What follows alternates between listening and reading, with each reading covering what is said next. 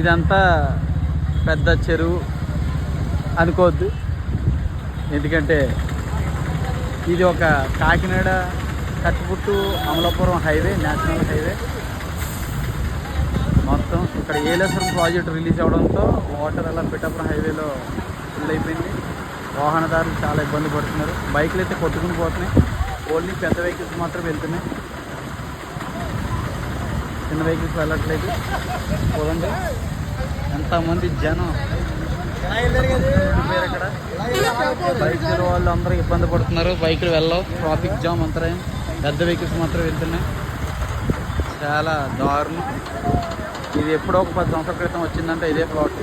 మళ్ళీ ఇప్పుడు చాలా ప్రజలు చాలామంది తిలకించడానికి చూడడానికి వస్తున్నారు.